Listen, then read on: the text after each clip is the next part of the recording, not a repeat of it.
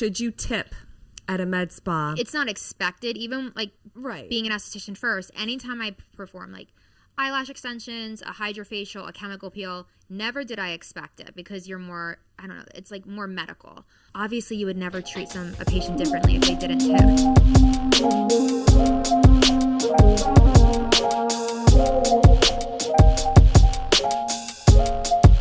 Hello, and welcome to another episode of our Beauty in Bloom podcast. Like always, all four of your hosts are here. I'm Jason Bloom, a facial plastic surgeon in the Bryn Mawr, Pennsylvania area, and I'm joined by one of my nurses, Lily Marquez, Sarah Houchins, and Simone Talmore. We have the whole crew here, and unlike our normal episodes where I'm kind of posing some questions to the girls, we're going to kind of flip it on its head a little bit and have them ask, some questions for me and from some of the other team members here. And what we did is we wanted to just get out there and, reach you guys and see what are those hot topics, questions that you had. And so a lot of them put this on their social media and said, what are some things that you have, these burning questions, and how can we address them? So we put them on our social media. They came back with the questions, and we're doing it for you guys. We're answering those questions. So I'm going to have some of the girls really just pose some of those questions to me, some of the stuff about surgery, and we'll have a great discussion about that. We'll start with Simone. Simone, you were one of the first people to put this out there. Tell me some of the hot topic questions that people were asking you that they wanted to know about. Yeah, and not only that, but I also put on here questions that the three of us get asked basically every time, especially first timers. So I wanted to make sure that we had those on there as well.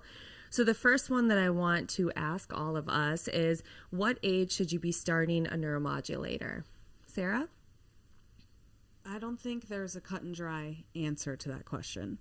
I always tell patients, you can start too early and you can start too late. So I think if you're super young and you don't have any kind of wrinkles, there's not really a big need to start. There's instances where, say someone grinds their teeth, clenches a lot. Totally. That's a really good patient to do masseter Botox on. But for the most part, I tell people, if you're starting to see wrinkles at rest, that's a good time for you to start your Botox journey. And I also tell patients, if you wait too long, then you have all these wrinkles at rest, and Botox isn't going to fix them. You're going to need additional treatments like a CO2 laser or another kind of laser, depending on the severity. Well, I get patients that are 19, 20, 21 that are coming in. They're like, my friend does it, or I saw it on TikTok and I really want to do it. And I basically try to talk them out of it. I'm like, I'm glad you're here. There are things that you can do. Yeah. You have no wrinkles at rest, like you were talking about. But do a sunscreen, do a retinol, microneedling, stimulate that collagen. What do you think, Lily? I agree. I think that it's very trendy to want to get, and the keyword, baby Botox. It's not a thing, but it's a keyword that patients are like, oh, I'm going to do a little bit of baby Botox. You're just underdosing yourself. Myself, I have a very large forehead and I am very expressive. Really? I do. But when I was in my 20s, I started kind of noticing resting lines. The first time I had Botox, I was 24. Obviously, I was in the industry. Probably I wouldn't have gotten it as early if I wasn't in the industry. But I know I saved myself from resting lines because I am very expressive. I literally have pictures of it was line when I raised my forehead and they were starting to be at rest. But I always tell patients, it's when it bothers you. I have patients in their 40s and 50s that have no resting lines and they're like, should I start? I'm kind of, I'm in my 40s. And if they don't have any resting lines, they're not very expressive, I say, just whenever it starts bothering you, if you don't want to get it now, then don't get it. But they're coming to see me for skincare, for, skin treatments and lasers, and that's preventing the resting lines as well, and because they're taking care of their skin. Yeah, I like to say is if you have etched in lines, that it can kind of be too late at that point. And, Botox can be preventative in the sense that I agree, you don't need to be like too young, but and it can be anatomically based. If someone has, heavier forehead or heavier brows, they can be lifting their forehead up all the time and creating more lines in their forehead so they can see. It could be like a compensatory mechanism in a lot of cases. So in someone who, they see some lines starting to develop, for me, that is a good patient to start with. Yeah. And we can go a little bit lighter on those patients just to stop, the muscle from contracting, because that's how the lines form. You are Botoxing or weakening the muscle, which is connected to the overlying skin that causes it to kind of like fold or wrinkle. So by putting a little bit of tox in it, it will smooth that out. So I think, I have no problem seeing a patient in their 20s and doing a little bit just to prevent further etched in lines. It's the lines at rest that, and when they get really deep, it's a lot harder to treat. Yeah. And we keep saying the word Botox, and I feel like whenever I do before and afters, I'm always like Botox, because that's what patients know. But it's the brand name. Yeah. It has, it's the interesting thing is this was said a couple years ago, but Botox has 100% brand penetrance, and what that means is that if you say that word, you could have a bum on the street and he might not know it's a neuromodulator, but he knows it's a cosmetic injectable that you put in your face and it makes you, And so it's like Q-tip. It's like Kleenex. It's the brand name, but also the treatment. So there's now, is it 5 or 6 that are FDA approved neuromodulators in the U.S.? Botox, Dysport, Jeuveau, Daxxify, Zeman, Letybo. So 6. Yeah, 6 right now. Preference? Lily? I personally feel that Dysport lasts longer for me. Okay. So I would say Dysport. That's your go-to. Yeah. Dr. Bloom? I have, in my lifetime, I've been getting neuromodulators in my glabella here and in my forehead. That's really the only, I've never had filler, but that's the only kind of treatment. I've been getting it since probably about, 2010 maybe, and I would say, I've only had Botox Cosmetic and Dysport, and right now, Sarah's done 6 years. The last 6 years I've had Dysport, and it just kind of lasts for me. Mm-hmm. How often do you treat me? Every 4 months. 4 months. Mm-hmm. But you're really ready when we get to the 4 months. Really? Well, you think that you're really ready. You're I'm ready. My ears start wiggling because my the rest of my face. You like to moving. be like a sheet of ice. Yeah, I like my forehead glass smooth. forehead. I'm one of these I don't believe in something until I personally try it. So I've tried almost all the neuromodulators. I haven't tried Letybo. And I gotta say, that's the Dysport, newest. Dysport is, I think it kicks in faster. I don't think. I know from personal experience, from injecting patients, it kicks in faster. It lasts longer. It feels lighter in the forehead. Is there any truth to that? I mean, not really. I think it for most people, if anything, they tend to feel a little bit heavier or tighter with Dysport in the frontalis. Mm-hmm. That's been my finding. And again, I couldn't really tell a difference in terms of onset.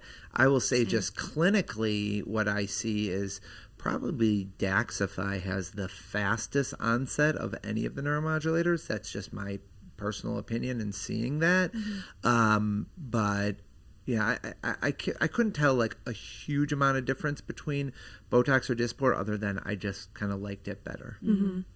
Lasts longer. Yeah. Yeah. So you have a patient that is looking for an injector. What should they be looking for in terms of education, credentialing? Should you follow someone that has a large social media following? I mean, these are the questions that I did get from quite a few patients is, I don't live here, I can't see you, so how do I know who to go to? Who to choose. Yeah.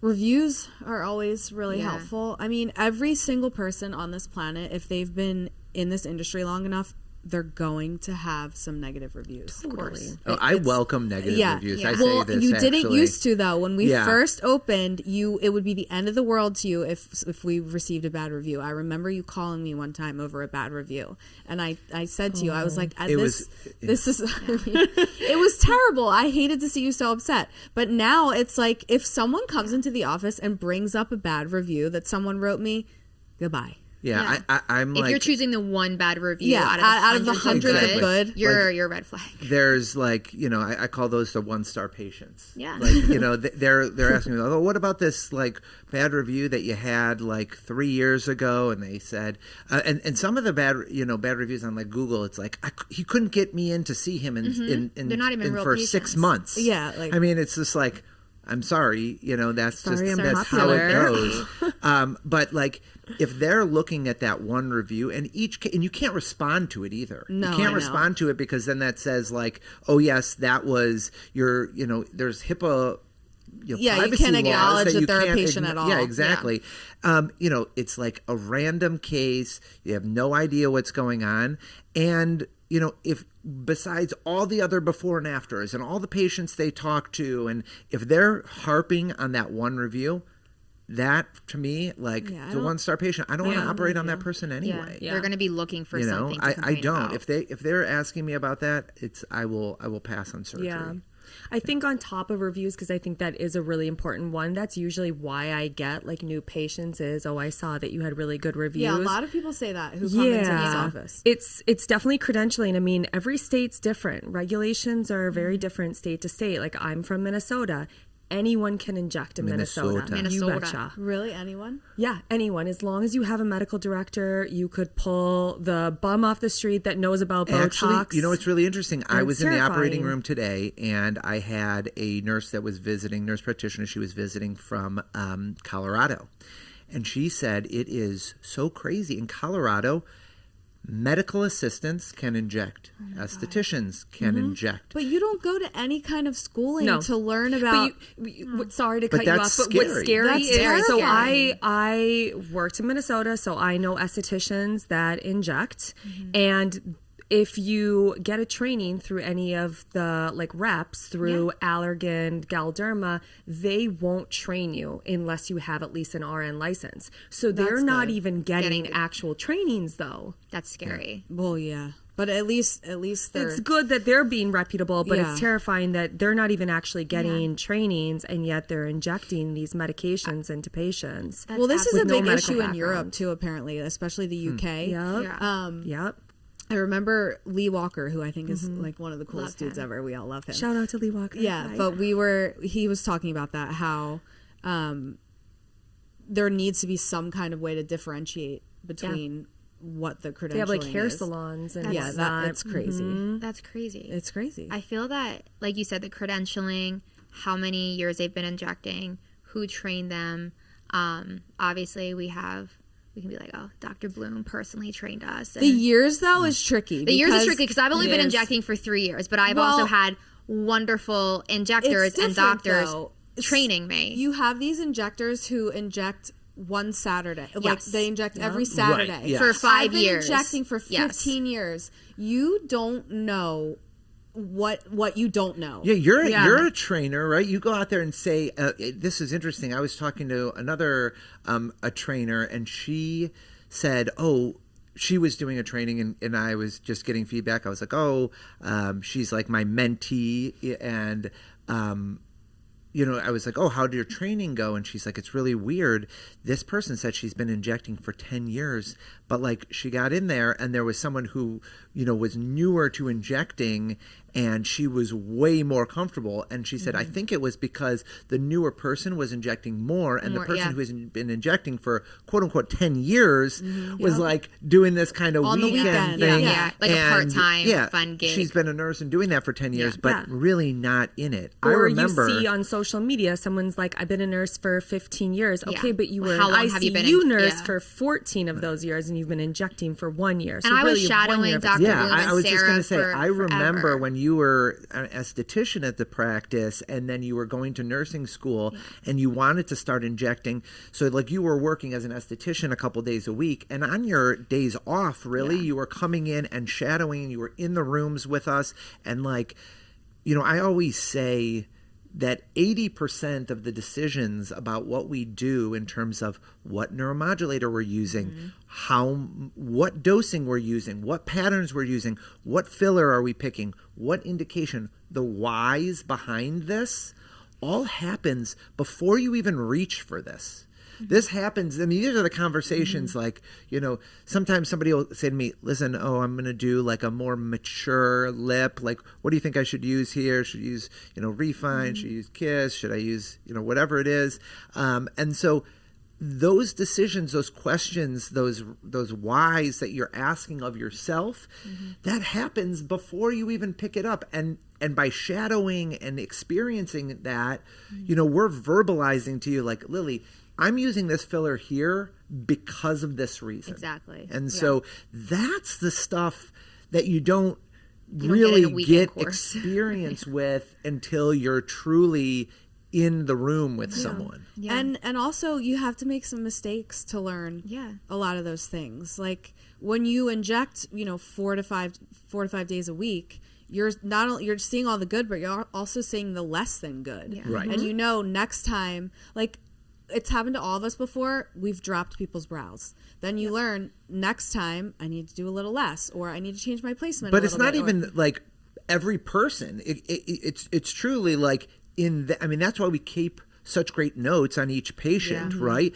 It's like, oh, she had a heavy brow last time. I'm going to cut down her dose in her frontalis so it feels better. And so that's why when we see our repeat patients, we know exactly what to do based on what and like maybe you don't know at that treatment, you know, what's going on, but they'll call in, or you can put a little addendum to the note says, oh, next time we see them, less in the forehead. Yeah, cut them back a little. Yeah.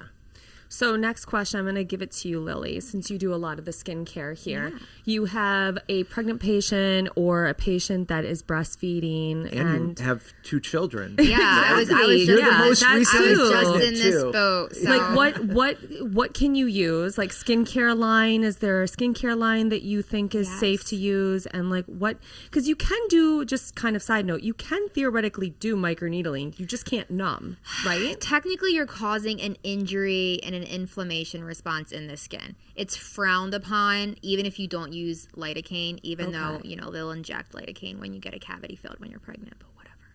But yes, you can't do topical lidocaine, and it's really not good just to cause extra stress on the skin. So we do not treat pregnant patients here besides doing a hydrofacial on them. That is safe. We skip the peel. Like you can do a glycolic or salicylic peel. We will skip that. There's something called an Oxy Trio, which just helps to bring oxygen to the skin. It's like serums. It's all pregnancy safe. But really pregnant patients and breastfeeding patients, really you can only do a hydrofacial. Anything else, it's just not worth the risk. The best thing I tell patients when you are pregnant is to focus on skincare. I literally just went through this. Elastin skincare, save my skin. Patients like, what are you doing? Literally, I did skincare. Just no retinol. Yeah. No retinol. Yeah. So no retinol. A brand called Isden has something called Melatonin. I'm going to say this wrong. I think it's like bakuchi oil, something like that. Bakuchiol. Bakuchiol, yeah. Bakuchiol. It's supposed to mimic like a retinol. So that helps if you have hyperpigmentation, but you can use Elastin, Illuminate, you can use their Trihex, vitamin C, lightning treatment with like tranexamic acid, and sunscreen is going to be your best friend. Just lots of hydration, but really in terms of treatment, you can't do much, and it's just not worth the risk. Your hormones are acting up, your skin's acting up, your skin's not going to respond like it normally would. Okay. Yeah, I mean, I think it's unfortunate. I know. Poor girls. We have enough to worry about. To piggyback on that too, you know, you're pregnant, you have, you know, your hormones are kind of going crazy, and things like melasma is we see a ton in our pregnancy patients, and it's very hard to treat. And I know this was kind of like a hot topic question, but like, how do you treat melasma?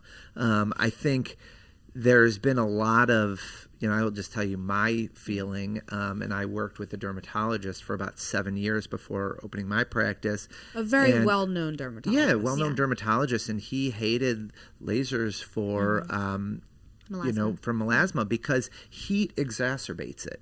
We know that. So he always said, and I totally agree with this, that I think chemical peels do the best for melasma treatment. We have some, we call it the Bloom Power Peel, but like the Melanage Peel, things like that, which can work on, the melanocytes and help shut down the pigment. And I think my feeling is, peels best treat melasma, and lasers and energy-based devices I tend to pass on. I prefer the chemical peels. That was the first treatment I did on myself because I started getting melasma on my forehead and my cheek. It was the first treatment I did. I feel that you're not going to get that rebound because you do a series of 3. It's very gentle on the skin, and then we get you like on a tranexamic acid like Elastin Illuminate to kind of maintain your results, because heat does make it worse. And a laser, and also some patients I just don't trust that they're not going to work out for the week. They're not, and the laser, you're just going to hold the heat into your skin. So a chemical peel is a little bit more gentle. It helps to slough off the pigmentation. It helps to suppress the melanocytes.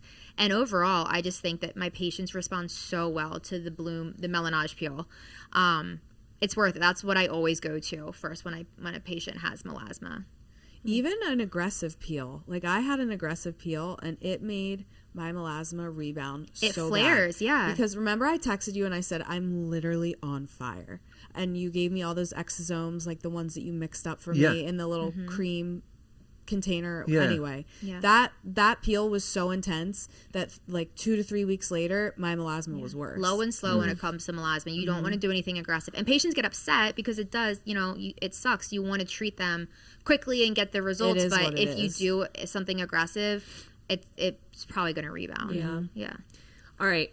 The next topic is one that went absolutely viral on my TikTok and my Instagram. You're such an influencer. I know. I was kind of famous for a second. Okay, I got my 5 seconds of fame. So cool.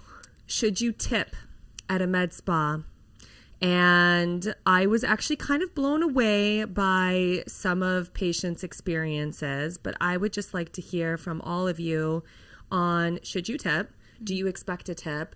Would you not treat someone as, like, not give them as good of a service if you've known in the past that they've not tipped? And if there are any services that you think that you should tip on? I mean, in no way, shape, or form are you expected to give any kind of gratuity when you come into a facial plastics office. I don't know what the protocol is for a medical spa. I think I think it depends on the service. So if you're going to a medical spa and you're getting eyelash extensions or, some kind kind of beauty hydrofacial with like a light peel or something. Yeah.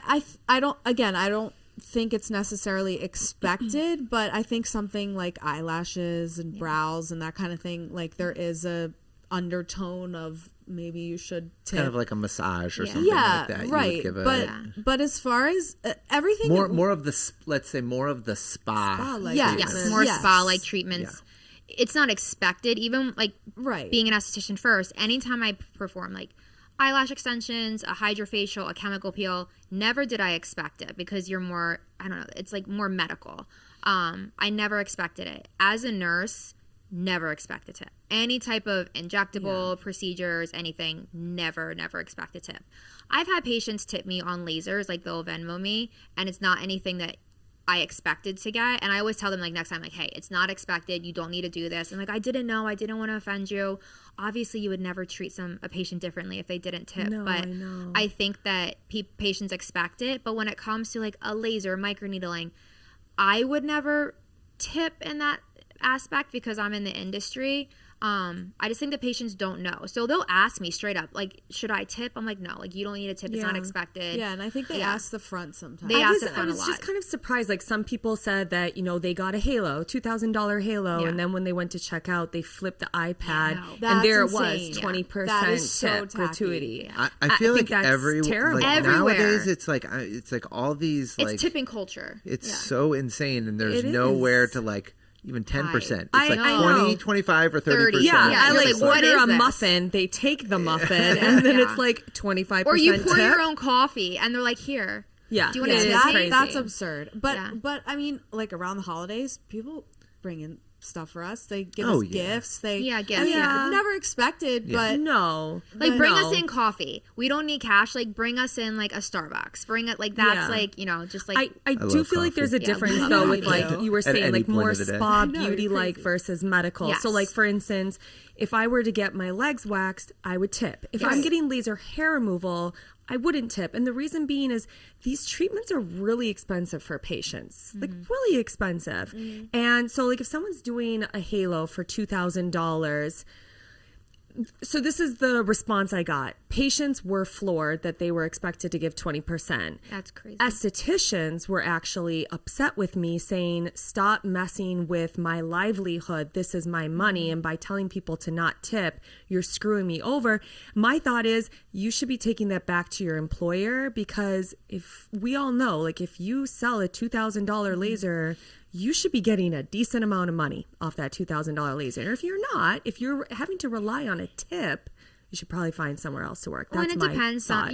Some is commission. Some places it's just like straight hourly.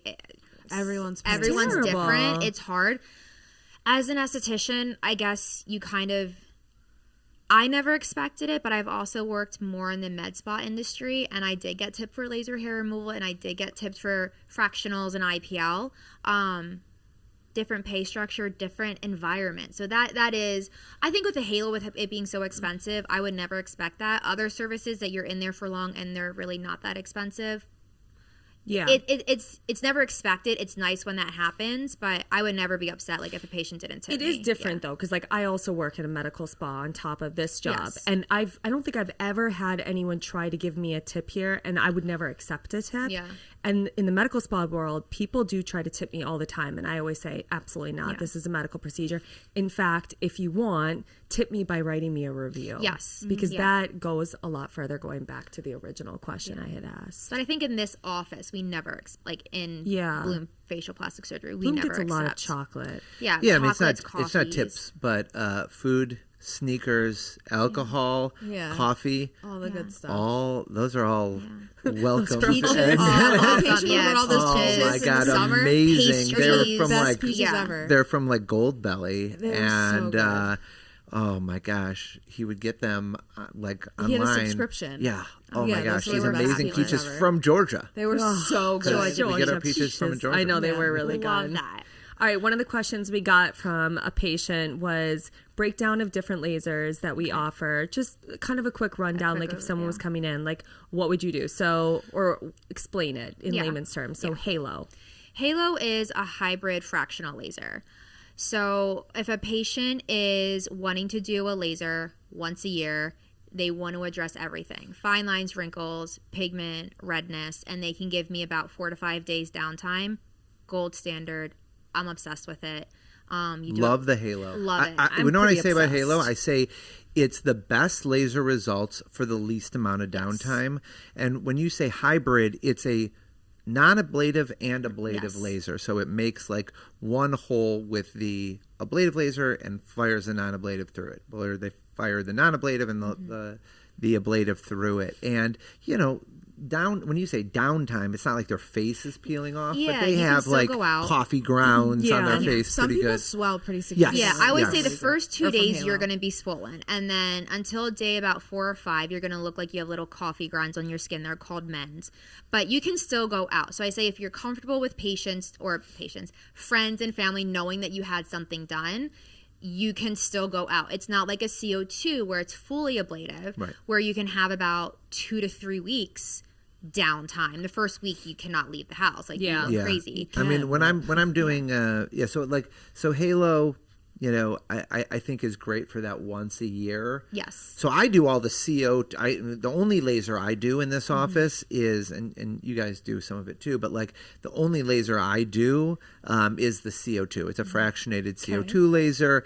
And that's an ablative laser where we're like actually like burning off either all of the top of the skin or fractionated like a checkerboard on a microscopic layer level portions of the skin. And we use it to like, acne scarring, to tighten the skin. It's one of the best skin tighteners because you're actually like creating some thermal injury with these tiny little holes in the skin. And that's at least probably a week downtime. And one of the differences is like we have you do these soaks to help kind of the skin peel. And then you're putting like, a layer of an occlusive dressing, like an occlusive like Aquaphor, or we have different kind of healing balms on the skin. So like you're nice and slick for a good week until everything peels, and then you can be back in makeup. You typically do those CO2s with facelifts. In a perfect world, would you want your patients to always do a CO2 if they're doing a facelift? I don't think all the time, and you have to be careful in those situations. Specifically, if a patient has had previous facial surgery or something like that, and like the flap is going to be thin, and then where there's some tissue compromise, and then you're hitting it with a laser, you can compromise the skin even more and cause like scarring and things like that. So in every situation, no. Do I think it's easier to get a CO2 while you're in the operating room? Absolutely. Certainly. They're prepared for the downtime. Yeah. Well, they're already going to be down. Yeah. It does kind of up the ante of a facelift in terms of recovery a little bit. Because yes, they're dealing with the tightness that they get in the neck and the jawline, and then their face is peeling off. So it does make it a little bit trickier in some cases. And I feel that you have to trust your patient, because the halo we give them a post kit to use. It's not a lot on the patient too. It's like a very basic skincare regimen. With their CO2, you have to really trust that they're going to take care of their skin and do the soaks. And a lot of patients, personally, that I wouldn't trust them to do that. So I think the halo is like a great way to introduce. But obviously, if they have like deeper wrinkles and if they're getting the surgery or anything like that, the CO2 is fabulous. Just a lot more downtime. What about IPL and BBL? So we have IPL. IPL is intense pulse light. So it's not a laser. It's a light-based treatment. Anybody that has hyperpigmentation, freckles, sunspots, this is tried and true, my favorite treatment. So if you come in and you say, all the brown spots are bothering me, I'm going to tell you IPL. It's one of the few treatments that we have that is aesthetics wise, like as an esthetician can do, that's instant gratification, because your pigment will darken and you immediately know that's going to slough off, and within a week your pigment's going to be lighter. So IPL has been around for forever. I absolutely love it. It's one of my favorite treatments to do, but that's primarily for like hyperpigmentation. Hyperpigmentation from the sun, from not the sun. Melasma. Yes. Right. So melasma is going to be point. chemical peels. Yes. So sun damage, melasma, we're going to do chemical peels on. We don't treat melasma with IPL. We also have Clear and Brilliant, which is a fractional laser. It's a very... Which I love. I love Clear and Brilliant. It's such a great, underrated laser. I call it a baby halo. I say you need it. 3 Clear and Brilliants to equal 1 halo. Right. So maybe you do the halo like once a year. Yeah. And then for your patients you could that do a wanna keep CO2 coming every back. 3 to 4 years. Yeah. You get a halo maybe 3 times a year. The Clear and Brilliant. Clear and Brilliant, yes. like 3 times a year. So the last laser that we can talk about is the Derma V. It's a KTP 532 and 1064 laser. It treats reds and it treats browns, but we primarily use it for rosacea, broken capillaries, acne scars, post-surgical. It's great for anything vascular. So if a patient bruises during injections, if they struggle with rosacea, this is going to address the reds beautifully. Pretty much no downtime. The reds are going to look a little more red for about a day or two. Possible some swelling, but besides that, it's very... Sometimes you can have a little bruise from it, a little too. bruise. If it's real, you could have a bruise potentially, but it's very minimal downtime with that as well. And our patients are loving it. It's a little newer to our practice, And we've been so busy with So it. basically, reds, you're thinking more Derma V, and if browns, it's more IPL. browns, as long as it's not melasma, you're thinking more IPL. Yeah, I mean, so it's interesting. There's something, and this is just like a big term, but it's called selective photothermolysis. And what that means is that each laser, a true laser, now IPL isn't a laser, but every laser has a chromophore, which is what it goes targeting. in, right, the targeted treatment of that. So CO2 is water, which is in the skin and the tissues. And when we're talking about like the Derma V or a vascular laser, it's oxyhemoglobin. So it's the redness. It actually will go through the skin and just target redness. Yeah. They do this like really cool kind of like,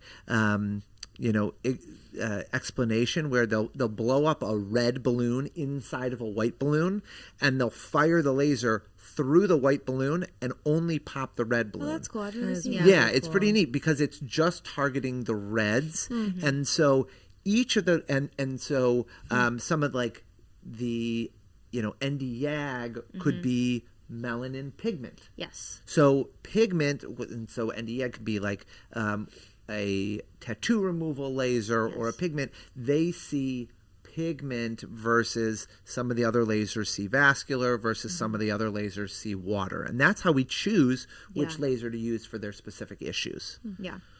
So I've had patients in the past ask me, do you have to move facial muscles after you get a neuromodulator like Botox or Dysport to make it work better? No. Dr. Bloom? Absolutely not. That is such nonsense.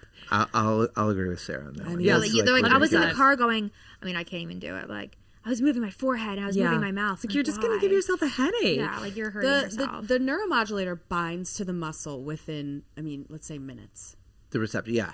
So by the time you get to your car, you're not doing anything. it's You're just hurting silly. yourself. But people still tell patients that. Yeah. So many People many that have like, providers. my plastic surgeon told me that, my Yeah. dermatologist has told me that. I'm like, I don't think personally, I don't think exercising the muscles change the effect of your neuromodulators. No. What about needing to lie down for 4 hours or preventing yourself from lying down? Again, it binds to the receptor in the muscle so quickly. Yeah, sometimes I just don't want it to, for the same reason that I wouldn't do a neuromodulator treatment and do a laser that same day. Like, you don't want the swelling where it can diffuse through the tissues a little bit easier. So that's the only thing that concerns me. So, I tell them like 20, don't like do Hang yoga upside down. Don't upside get a down massage for like and lay 4 face hours. down immediately after. Yeah. If you stop doing neuromodulators, will you look worse than when you started?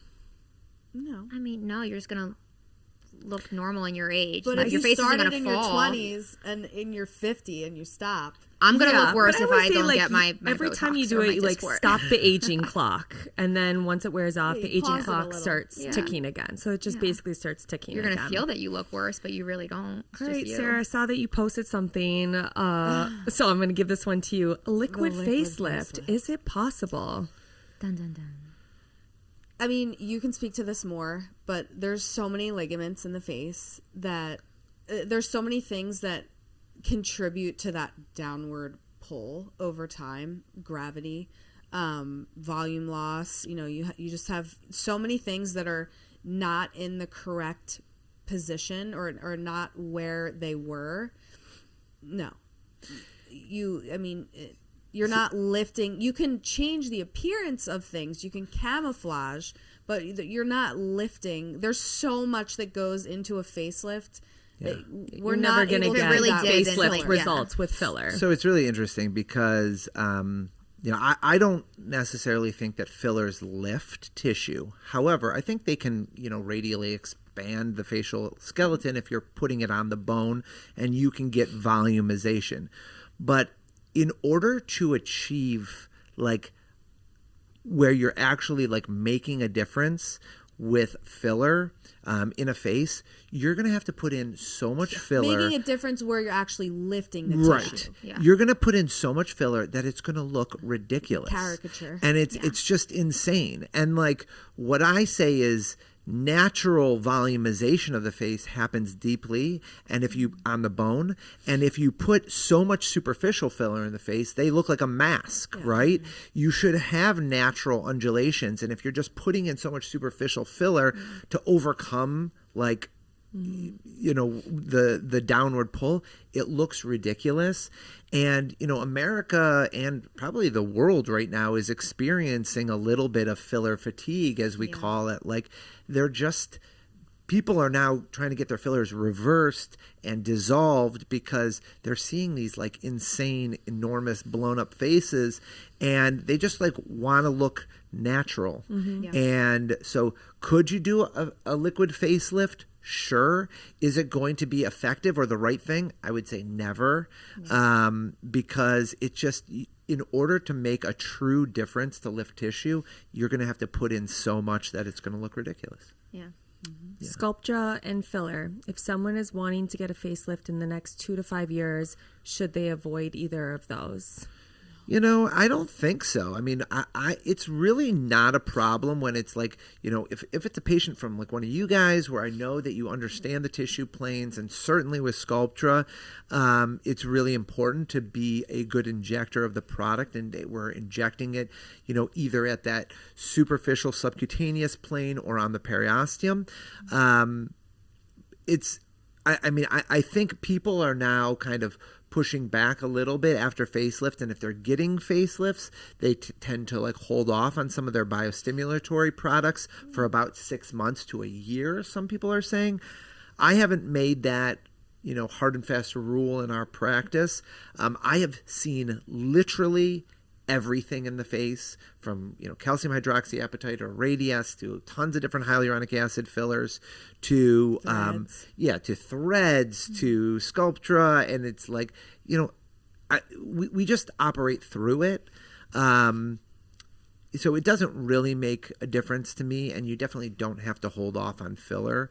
The one thing that I say is, you know, in being someone who used to do a ton of periocular filler, right, in the periorbital area, I used to do a lot of it. And I talk to patients now, and I tell them, if you're even thinking about having your lower eyelids done, hold off on the filler.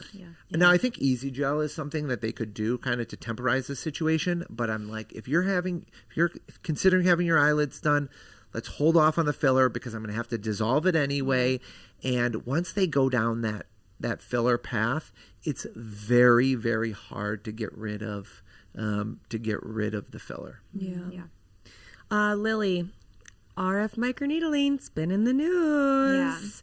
So can it really dissolve fat and filler? Of course it can. You if you go too deep, you will dissolve fat. But we already knew that. So the FDA came out pretty much saying that it could cause disfigurement, facial volume loss, permanent damage, burns. But we already knew that. If you go too aggressive, if you're not in contact with the skin, these are all things that we've been trained on. These are all adverse reactions or events that happen when you're not careful. So this is nothing new. This is just being made available to the consumers. So, but this is everything that we've been trained in, you know, when a patient comes, same with lasers, same with RF microneedling. So now it's just becoming readily available to patients that are going to get it done and they're concerned. But that's why you have to choose somebody that knows what they're doing, ask to see before and afters, and less is more when it comes to these treatments. You should not be going very aggressive on the skin because you can dissolve facial fat. But we've known this. So this is nothing new.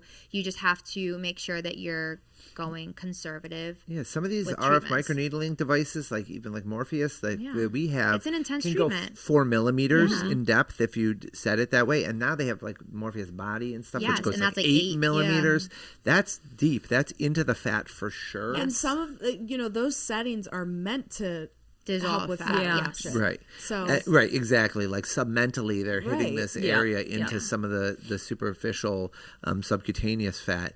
But actually, that's one of the reasons why, in terms of like tissue tightening, I like Sofwave a lot because it's only going 1.5 millimeters, which is just intradermal. Yeah. And like people are like, oh, can Sofwave, cause facial fat loss? You can't. No. It cannot Absolutely not. positively not do it because it can't go deep enough. Yeah. So it's nothing new, but that's why I always, unless you have deep lines, I prefer Sofwave for any type of tightening. Or... New study came out, Daxxify with its peptides. Talk to us, Dr. Bloom. Interesting. Did that study get published already? I don't think I don't know. I don't know if it's been published, but there is okay. some, it's interesting.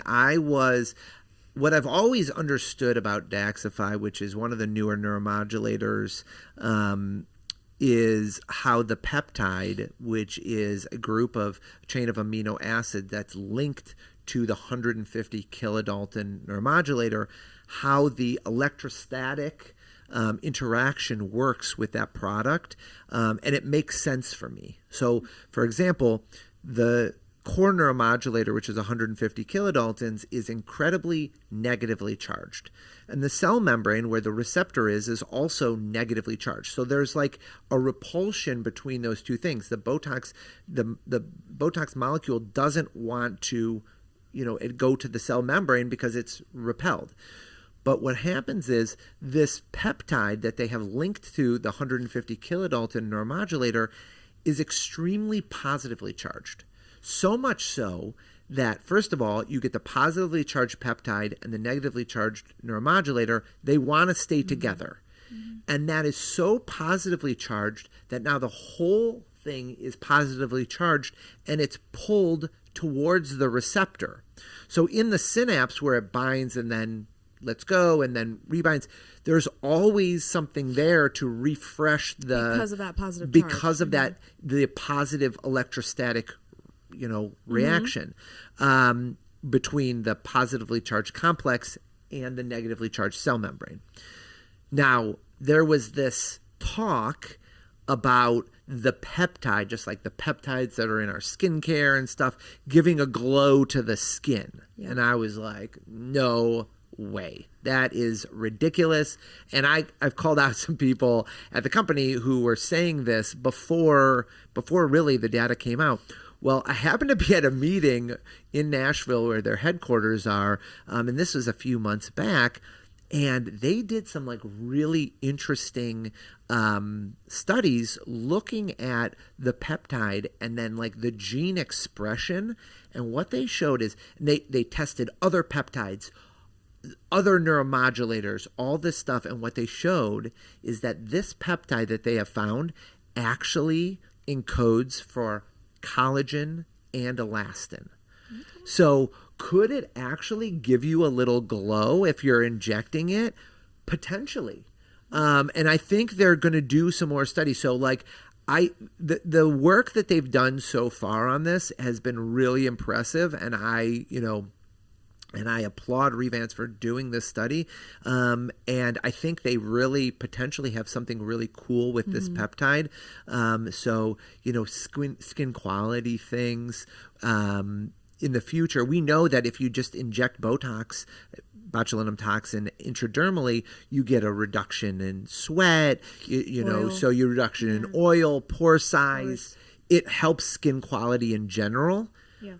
But could it be really cool? Could it be better using Daxxify, which has this peptide? Yeah. So I think that's, and more will come, but really exciting. Yeah, definitely. Okay, rapid fire, and then we're going to wrap this up. Overrated or underrated treatments, okay? So we'll just go around the table. I'll start with you, Dr. Bloom. PDO threads. Oof, totally overrated. I don't even do them anymore. Yeah. We don't do them in our office. Yeah. Okay. I think we're all in agreement there. Okay, Dr. Bloom, red light therapy. I think it's not going to hurt you. I don't know enough about it, but we don't do it here. So I would say, like you see these people with like masks at home. Oh, like you mean like is it gonna move the needle on their skin and because people are paying like thousands of dollars. The internet There's over this. Nothing. Yeah, I have gone through any study on red light therapy that I've been able to find. I have read thoroughly because it kind of irks me to my core. All these people, like in recovery or no, just in general. Just like they just think for that general everyday changes use. Their skin, like a $400 mask. The only studies that have shown that red light therapy helps with aging. Yeah. are studies that were funded by companies who make red light therapy devices, masks, whatever. And I've also talked to Dr. Grossman about this. Dr. Grossman is a dermatologist who is amazing, like head of Temple Derm. And she's basically said the same thing. Like all the studies that she's seen and read are kind of inconclusive. There's not a whole lot of evidence. And for how expensive the face masks are.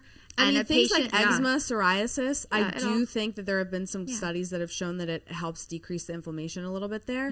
Yeah. But as far as anti-aging, I mean, you're walking around your house with a $500 red light mask on. It's just gonna Okay. make your skin a little Next. toasty. CoolSculpting. Totally overrated. Overrated. I mean, like the amount of CoolSculpting that's happening Get right lipo. now is like Exactly. Get lipo. Get almost lipo. none. It doesn't tighten the skin, so I mean, It's really good for postpartum fat. I used to do a lot of CoolSculpting. I used to on treat it postpartum too, women. It all comes back. Well, I mean, I used to treat it too, but for the amount, how expensive it is, just expensive, get the but some people don't lipo. want surgery. But True. anyway, Yeah. Not a fan. CO2 laser. Totally underrated. Yeah. Love. Yeah. Yep. Underrated. Underrated. Sofwave. Underrated. I think also underrated. Love it. Yep. yeah. Kybella. Oh, the swelling. Yeah. Yeah, but also Overrated. Get totally lipo. overrated. The problem with doing Kybella is that that's the oxycolic acid, which is an injection like under the chin, is that it doesn't get to like where you need to go. And interestingly now, I mean, you guys have seen the amount of like submental lipo that I do is so little. Like I'm Because doing a lot of that fat is under the platysma. exactly. I'm doing so much more deep neck lifting Right. through a small 2-centimeter incision rather than doing just liposuction and only getting the fat on top of the muscle. So Kybella only targets the fat on top of the muscle. There's the swelling. Oh, the swelling. It's Totally- like many Like, it was rounds. like Totally promoted overrated. as like a permanent fat loss, and I understand that It does- it does destroy the fat cells, yes, but what they leave out is that the fat cells that are left there can swell if you gain weight, and you can still Yeah. look bigger even after And it you've doesn't tighten lost the weight, skin. Like, and it's yeah, just- so totally overrated. Sculptra. Underrated. Underrated. Big Easy. fans That's here. so easy. And Halo. Underrated. Underrated. Nice. All right, most overrated surgical procedure. Oh. The fox eye. Ooh, God. There was like a big fad of like the buckle fat. I and was now, gonna that's that was gone gonna be away. mine. Is I wanted it so bad, and See, I'm so happy think, you guys I told me think no. buccal fat is underrated. I because kind of agree wow. too. on the For right the right patient, it patient. is life changing. It looks Yes. good in certain cases, and actually, like next week, I have like a facelift on a woman who just has these like big buccal fat pads, and I'm doing a Yeah. facelift, and through the facelift incision, I'm gonna take out the buccal fat. So it on the right person when it's diagnosed correctly, I think it works well. Not for Agree. somebody like It's me just that wanted to too bully many Dr. people Strax that into are doing not it. candidates get it, and then it Yeah. looks terrible. right. And then best skincare line, Elastin. Elastin. I love Elastin. I am a big fan of skincare lines that have science-driven data to back up their results. I think Elastin does an amazing job. We love it. I would, right up with there is also Plated. I think Rion does a great job. Plated is an amazing line. Their stuff is out of Shout out to Mayo Clinic in Minnesota. right, the Minnesota. Minnesotans. Yeah, I know it. Saranya Wiles and her team. She's a dermatologist at Mayo. They do awesome research on this, and been really impressed. So those two are my favorites. Perfect. So That's it. so All with right, that, guys. guys, That's great. thank you everyone for listening to another episode of Beauty and Bloom. We hope to see you back on the podcast. Continue to write us and ask us those questions that may be burning at home. But until next time, we will see you.